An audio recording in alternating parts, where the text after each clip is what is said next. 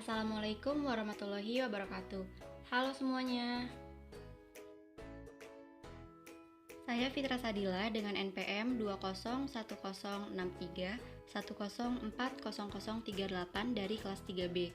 Video ini dibuat untuk memenuhi tugas akhir semester pada mata kuliah Pendidikan Keluarga dan Parenting dengan dosen pengampu Dr. Hajah Uum Suminar MPD. Video ini ditujukan untuk calon orang tua yang memiliki anak usia 1-2 tahun, dan anggota keluarga yang di dalamnya terdapat anak usia 1-2 tahun. Tujuan dari video ini adalah untuk memberitahu calon orang tua, ataupun anggota keluarga yang memiliki anak usia 1-2 tahun tentang pengasuhan serta apa saja yang perlu diperhatikan.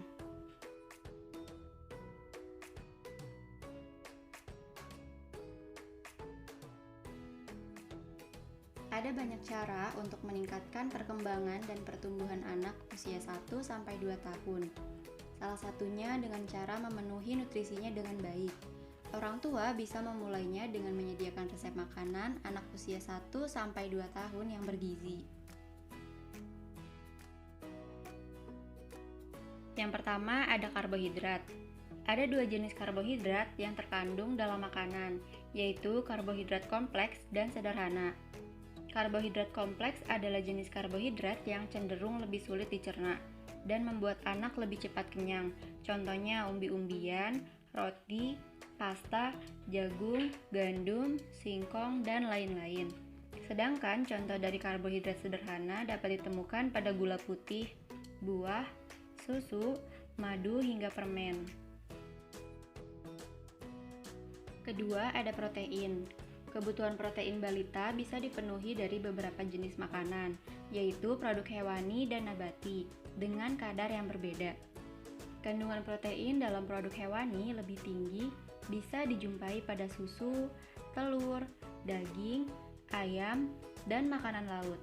Sementara untuk produk nabati, contohnya adalah kacang-kacangan, sayuran, dan biji-bijian. Yang terakhir ada vitamin. Salah satu kebutuhan nutrisi mikro yang penting bagi anak usia 1-2 tahun adalah vitamin. Vitamin dapat diperoleh dari berbagai makanan dan suplemen tambahan. Vitamin memiliki peran yang sama pentingnya dengan karbohidrat, protein, dan lemak. Vitamin terbagi menjadi dua kelompok, yaitu vitamin larut lemak dan larut air. Contoh dari vitamin larut lemak yaitu vitamin A, D, E, dan K. Maksudnya, penyerapan vitamin-vitamin ini akan lebih optimal dan maksimal jika dikonsumsi bersamaan dengan makanan berlemak. Sebaliknya, vitamin larut air tidak bisa tercampur dengan lemak, melainkan hanya air. Dan apabila tercampur lemak, maka proses larutnya akan semakin lama atau bahkan mungkin tidak larut dengan baik. Contoh dari vitamin larut air yaitu vitamin B1, B2, B3, B5, B6, B7, B9, dan B12. Selanjutnya ada imunisasi. Imunisasi merupakan suntikan antigenik yang diberikan biasanya untuk anak-anak yang fungsinya untuk menghasilkan kekebalan terhadap suatu penyakit yang disebabkan oleh virus atau bakteri. Imunisasi ini merupakan hal wajib bagi anak-anak. Ada 6 jenis imunisasi dasar yang diwajibkan oleh WHO, yaitu imunisasi BCG, polio, hepatitis B, DPT, HIV, dan campak. Imunisasi ini sudah disediakan oleh pemerintah secara gratis di fasilitas kesehatan pada setiap daerah seperti posyandu. Selanjutnya ada kebersihan. Kebersihan ini sudah seharusnya kita ajarkan kepada anak-anak. Biasakan anak-anak untuk mandi 2 kali sehari dan menggosok gigi. Kebersihan tidak hanya dari sang anak, tetapi juga kebersihan lingkungan dan makanan. Apabila anak sudah terbiasa, akan muncul kesadaran diri dari sang anak untuk menjaga kebersihan. Selain itu, orang tua tidak perlu lagi mengingatkan berulang kali agar anak tersebut menjaga kebersihan. Banyak sekali manfaat dari menjaga kebersihan, baik kebersihan pada anak kita sendiri maupun lingkungan rumah atau makanan. Contohnya, udara di rumah menjadi lebih sejuk, terhindar dari penyakit, hidup lebih teratur, hingga merasa nyaman dan aman. Selanjutnya ada kebutuhan tidur. Tidur merupakan kebutuhan manusia. Untuk anak usia 1-2 tahun, memerlukan tidur setidaknya 14 jam per hari. Apabila anak kurang tidur, dampaknya tidak hanya menangis, tetapi juga akan memiliki tingkat konsentrasi yang rendah, menjadi mudah lupa, dan memiliki kemungkinan mempunyai masalah perilaku. Kurang tidur pada anak juga menyebabkan lemahnya sistem kekebalan tubuh yang menyebabkan anak mudah sakit, dan juga mempengaruhi pertumbuhannya. Bermain dan aktivitas fisik. Dunia anak adalah dunia bermain. Bagi anak, arti bermain sangat penting.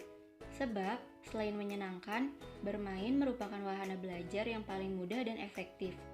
Dari bermain, anak dapat mengenal bentuk, warna, tekstur, dan yang lainnya. Motorik anak juga dapat terlatih melalui bermain. Dalam bermain, tentu saja orang tua harus selalu memantau aktivitas anaknya, agar tidak terjadi hal-hal yang tidak diinginkan ketika anak tersebut bermain. Yang terakhir ada pelayanan kesehatan dan pengobatan. Pelayanan kesehatan dan pengobatan ini bisa didapatkan melalui posyandu terdekat, sedangkan pelayanan yang akan didapatkan yaitu yang pertama, mengukur berat badan anak, yang kedua, mengukur penambahan tinggi badan, yang ketiga, mengukur lingkar kepala, keempat, pemberian imunisasi, dan yang kelima, pemeliharaan dan perawatan gigi anak. Pelayanan kesehatan ini perlu dilakukan setiap bulan atau secara rutin sebelum anak memasuki usia 5 tahun, karena anak harus diperhatikan dan dipantau melalui tindakan germas dengan melakukan pemeriksaan secara rutin. Pemeriksaan rutin ini penting dilakukan karena untuk memantau kesehatan ibu dan anak, serta mengetahui apakah balita tumbuh sehat, dan mencegah gangguan pertumbuhan pada balita. Selain itu, ibu akan memperoleh penyuluhan gizi pertumbuhan balita. Dengan adanya pemeriksaan secara rutin, apabila terjadi kelainan atau anak tersebut mengalami sakit, pihak posyandu dapat segera merujuk anak tersebut ke puskesmas. Contohnya seperti demam, batuk, pilek, diare, atau saat berat badan anak tidak naik dan berada di bawah garis merah. Pemeriksaan anak usia 0-5 tahun ini dibagi menjadi beberapa tahapan. Yang pertama, pelayanan kesehatan anak dilakukan dengan penimbangan berat badan, pengukuran tinggi badan, pengukuran lingkar kepala, pemantauan aktivitas anak, pemantauan status imunisasi anak, pemantauan tindakan orang tua terhadap pola asuh anak, hingga pemantauan permasalahan anak balita. Yang kedua, menuntun orang tua untuk mencatat hasil pengukuran dan pemantauan kondisi anak. Dan yang ketiga, dilakukan penyuluhan terhadap pola asuh anak balita yang meliputi konseling, konsultasi, diskusi kelompok, dan demonstrasi dengan orang tua atau keluarga anak balita. Dan yang terakhir, memotivasi orang tua untuk melakukan pola asuh yang baik pada anak dengan prinsip asuh, asih, asah. Sekian yang dapat saya sampaikan terkait pertumbuhan anak usia 1-2 tahun. Mohon maaf apabila terdapat banyak kekurangan, baik dalam penyampaian maupun materi yang disajikan. Terima kasih kepada teman-teman yang telah menonton video ini, dan tak lupa juga saya ucapkan terima kasih kepada Ibu Dr. Hajah Uum Suminar MPD yang telah memberikan banyak ilmu pada semester ini. Wabillahi taufiq wal hidayah. Wassalamualaikum warahmatullahi wabarakatuh.